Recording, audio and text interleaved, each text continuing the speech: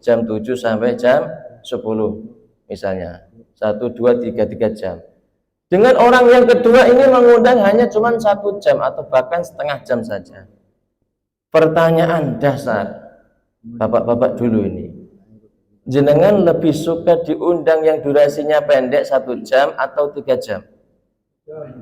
Pendek, pendek berarti pendek. Ini sekarang ibu-ibu panjenengan memilih yang diundang 1 jam atau yang 3 jam?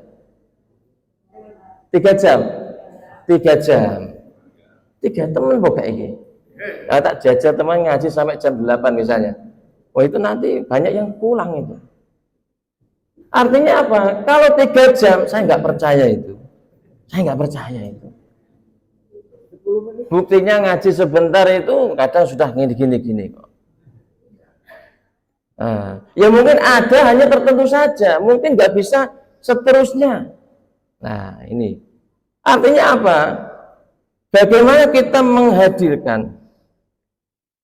menghadirkan jiwa kita ini secara objektif ya. Tidak karena misalnya 3 jam, oh iya 3 jam nanti disangoni kabeh 300.000 misalnya. Oh itu mungkin ya semangat itu. Bapak-bapak tadinya sejam tapi nggak enak sangone milih sing 3 jam, ada sangone. Mungkin beda lagi.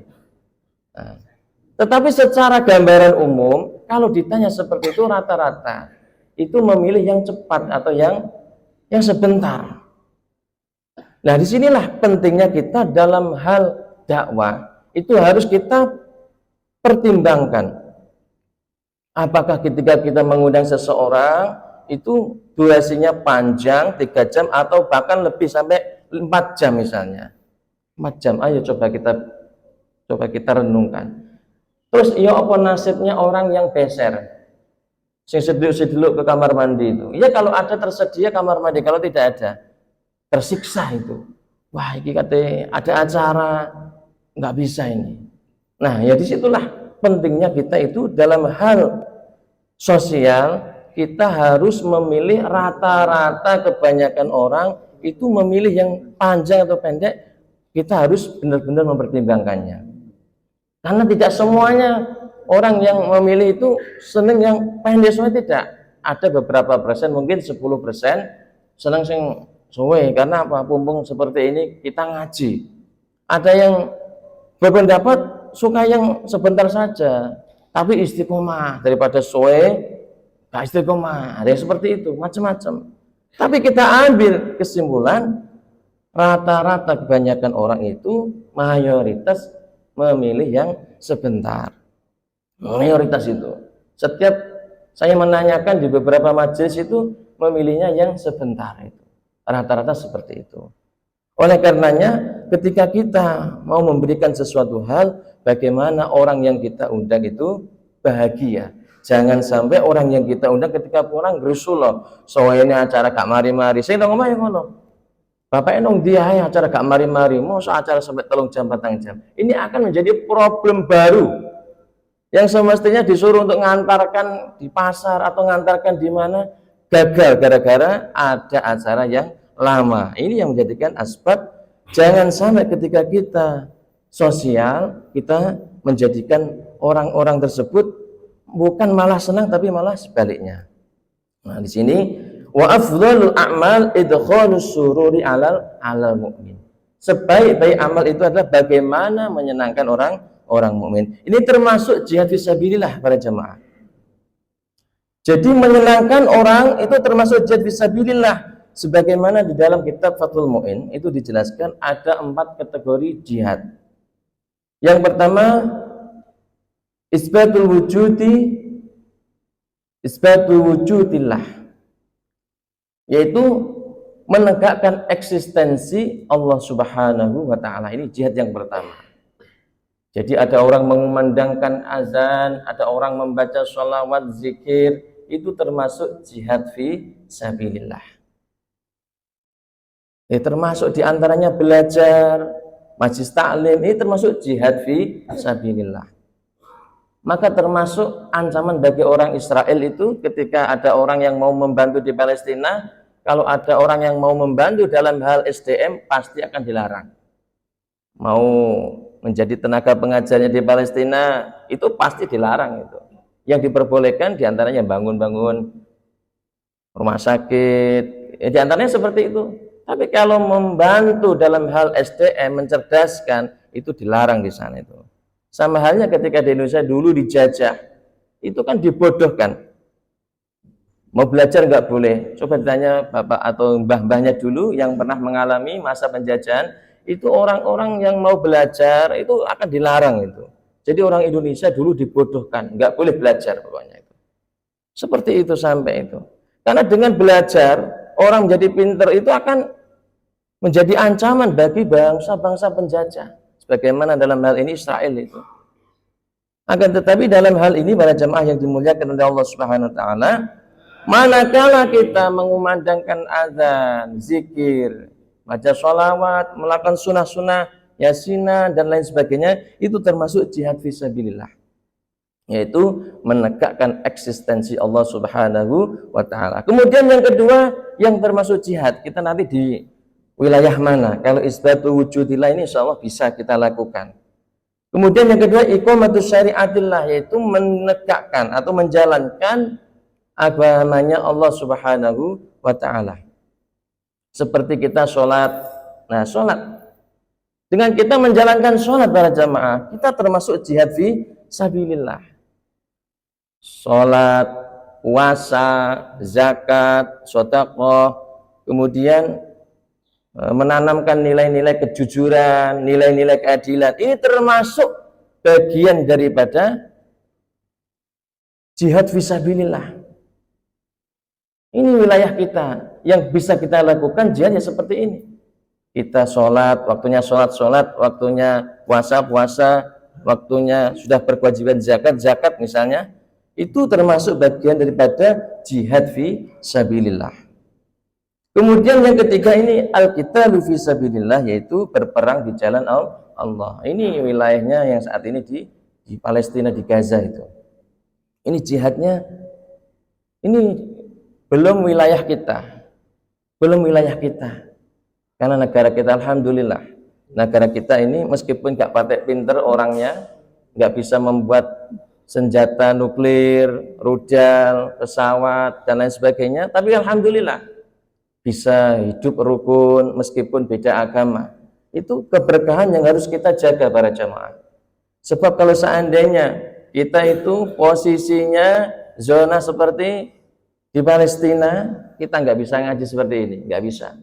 Jangankan mengaji, sholat saja nggak bisa. Karena apa?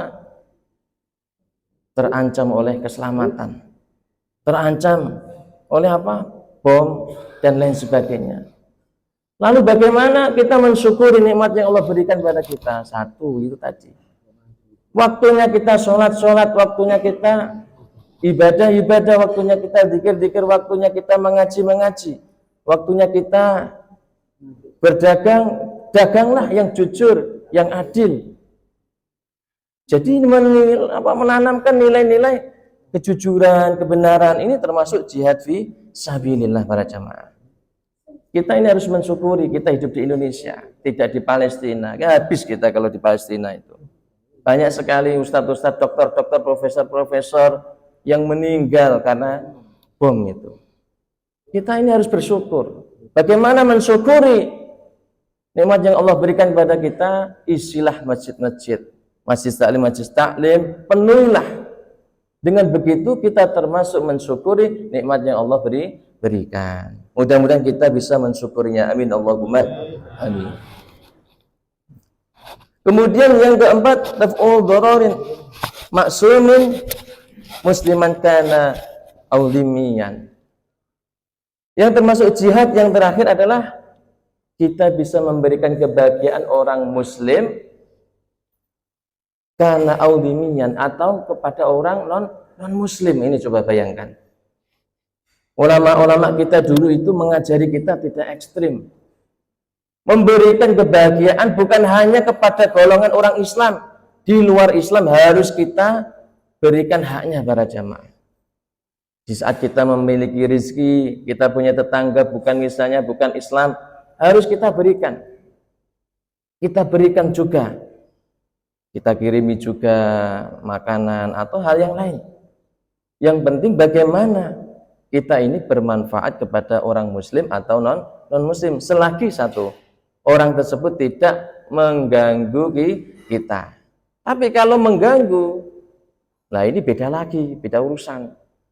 Makanya ada kafir dhimmi itu orang yang di luar Islam tapi selalu berdampingan hidupnya, rukun, bagus, tidak mengganggu, saling menghormati. Ini orang-orang kafir tapi harus kita jaga. Ini termasuk disebut dengan kafir dhimmi. Kalau kafir harbi, ya seperti di Palestina itu, orang Islam ditembaki, dibunuh, dibantai, orang-orang yang tidak bersalah, itu orang kafir harbi namanya itu. Orang kafir yang sengaja memerangi umat Islam. Oleh karenanya para jamaah yang dimuliakan oleh Allah, bagaimana kita ini bisa menempatkan posisi kita dan bisa mensyukuri yang Allah berikan nikmat kepada kita. Jangan sampai nikmat keamanan negara, keberkahan negara ini kita sia-siakan begitu saja para jamaah. Dengan cara bagaimana menegakkan kebaikan-kebaikan seperti tadi, waktunya sholat, waktunya ngaji, dan lain sebagainya. Itu termasuk jihad yang bisa kita lakukan. Mudah-mudahan kita bisa ambil bagiannya. Amin Allahumma amin. Wal khamisu, dan yang kelima manfaat daripada sedekah, anna fiha barakatun fil mali wa sa'atun fil rizki, yaitu menjadikan harta yang kita miliki dengan sedekah itu menjadi barokah. Menjadi barokah. Wa sa'atun fil rizki, dan diluaskan rizkinya oleh Allah Subhanahu wa ta'ala, dimudahkan, jalannya banyak sekali, dilalah usaha, bisnis, sukses semuanya. Barokahnya apa? Barokahnya sedekah. Sebagaimana Allah Subhanahu wa ta'ala berfirman, kama qala Allah ta'ala, wa ma anfaqtum min syai'in fa huwa yukhlifuh. Segala sesuatu yang kalian infakkan, fa huwa yukhlifu, maka dialah yang akan mengganti. Ini akan diganti oleh Allah. Jadi segala sesuatu yang kita lakukan, kita berikan, itu akan diganti oleh Allah para jamaah. Yang saat ini misalnya bersedekah dengan makanan yang sudah disiapkan di depan itu, Allah akan mengganti. Fa huwa yukhlifu. Allah akan mengganti yang lebih banyak, lebih barakah. Bukan hanya pada zaman jenengan, akan turun-temurun di situ. Anak, cucu, sampai cicit-cicit yang lain sebagainya akan mendapatkan keberkahan dengan amal sedekah yang jenengan berikan saat ini. Bukan hanya bermanfaat untuk jenengan saja masa hidup jenengan, tapi dampaknya panjang sampai turun-temurun kepada jamaah. Kalau kebaikan itu, misalnya rumah digunakan untuk mengaji, itu berkahnya akan turun-temurun sampai anaknya, sampai cucunya, sampai turun-temurun di situ. Kalau keberkahan itu sudah turun, insya Allah orang-orang generasinya akan mendapatkan keberkahan dari amal solehnya orang yang telah ia lakukan. Jadi orang yang melakukan amal soleh itu keberkahannya mengalir terus para jamaah. Kalau orang tersebut meninggal, dia akan mendapatkan kebaikan ketika dirinya sudah meninggal, disebut dengan amal jariyah. Wa amal khamsatul lati fil akhirati fa awwaluha an takuna shadaqatu dhillan li sahibiha min syiddatil harri. Nah, ini manfaat yang 5 nanti di hari kiamat. Fa awwaluha, yang pertama itu an takuna shadaqatu dhillan li sahibiha min syiddatil harri. Bisa menjadikan apa? Benteng atau tameng dari panasnya api neraka. Nah, ini kita berbicara manfaat sedekah nanti di hari kiamat. Kalau orang tidak punya amal, itu nanti akan merasa kepanasan. Tapi bagi orang yang punya amal soleh, rajin bersedekah, dia akan merasa aman dari panasnya api neraka. Wasani, dan yang kedua, anna fiha khufatul hisab, akan dimudahkan hisabnya oleh Allah Subhanahu wa ta'ala. Jadi ini luar biasa. Orang yang rajin bersedekah ini hisabnya akan dimudahkan oleh Allah. Dimudahkan. Karena apa? Berkahnya sedekah. anna fiha khufatul hisab. Di saat orang-orang ini pusing, susah, jangankan mengurusi keluarganya, dirinya sendiri itu sudah bingung. Yauma la yanfa'u malu wala banun illa man atallaha biqalbin salim. Pada hari itu harta anak tidak berguna. Harta anak ini tidak berguna. Karena apa? Sibuk dengan urusan sendiri-sendiri. Ini pada waktu yaumul hisab. Tapi bagi orang yang punya amal soleh, itu nanti akan mendapatkan pertolongan Allah Subhanahu wa ta'ala. Barokahnya orang itu rajin bersedekah. Anna fiha khufatul hisab, akan diringankan hisabnya oleh Allah Subhanahu wa ta'ala. Wasalisu, dan yang ketiga, annaha tuskilul mizan, akan diberatkan amal baiknya nanti di yaumul mizan. Jadi orang setelah dihisab, dikalkulasi hutang berapa, kalau hutang nanti akan dilempar di neraka. Tapi kalau punya lebih, saldonya banyak, akan menjadi syafaat, bisa menolong keluarganya itu para jemaah. Jadi ada yang namanya yaumul hisab, ada yaumul mizan. Setelah yaumul hisab, dihitung-hitung baiknya berapa, jeleknya berapa, terus ditimbang, yang disebut dengan yaumul mizan. Tapi bagi orang yang gemar bersedekah, entah dengan materi atau non materi, annaha tuskilul mizan, dia akan diberatkan amal baiknya oleh Allah Subhanahu wa ta'ala, barokahnya sedekah. Warabi'u, dan yang keempat, jawazun ala sirati, manfaat yang keempat daripada sedekah nanti dari kiamat adalah dimudahkan dalam melewati sirat, yaitu ada yang namanya jembatan untuk menuju ke surga. Apakah dia nanti selamat atau celaka? Kalau selamat dia akan mendapatkan surga, tapi kalau dia celaka dia akan mendapatkan neraka. Tetapi sekali lagi, selagi orang itu beriman pada Allah dan Nabi Muhammad, insya Allah orang itu akan selamat. Hanya saja bedanya waktunya yang berbeda. Wal khamisu, dan yang terakhir para jamaah yang dimuliakan oleh Allah Subhanahu wa taala, ziyadatud darajati fil jannati, orang yang rajin bersedekah nanti martabatnya di dalam surga itu berbeda dengan orang yang sedekahnya sedikit atau tidak punya amal sedekah. Itu berbeda. Kalau setiap hari dia punya amal sedekah banyak, itu nanti di hari kiamat di dalam surga itu dia akan mendapatkan martabat yang tinggi, derajatnya paling tinggi. Dengan apa? Barokahnya sedekah. Oleh karenanya, jamaah yang dimuliakan oleh Allah, inilah 10 manfaat daripada sedekah. 5 di dunia langsung diberikan cash oleh Allah, dan 5 nanti disimpan ketika di hari kiamat. Mudah-mudahan kita bisa mengamalkan ilmu yang saya sampaikan. Amin Allahumma amin. Mudah-mudahan kita semua menjadi orang-orang yang selamat dan beruntung. Husnul khatimah. Al-Fatihah. A'udzubillahi minasyaitonir rajim. Bismillahirrahmanirrahim. Alhamdulillahirabbil alamin. Arrahmanirrahim. Maliki yaumiddin. Iyyaka na'budu wa iyyaka nasta'in. Ihdinas siratal mustaqim. Shiratal ladzina an'amta 'alaihim. Agar majelis ini bermanfaat dan tambah berkah, kita akhiri sebentar dengan baca sholawat. Mudah-mudahan dengan barokah sholawat, orang-orang yang berpartisipasi dalam penyediaan konsumsi, Allah ganti rizkinya berlipat ganda dan tambah barokah, dan kita semua yang hadir mudah-mudahan mendapatkan keberkahannya. Al-Fatihah. Ya,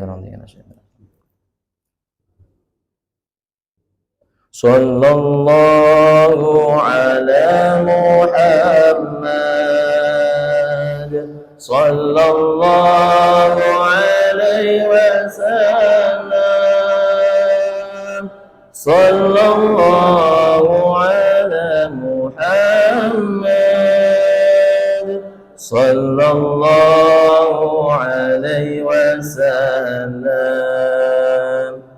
Ya Nabi salam alaika, ya Rasul salam alaika, ya Habib salam alaika, salawatullah alaika, sallallahu ala Muhammad sallallahu alaihi wa sallallahu ala Muhammad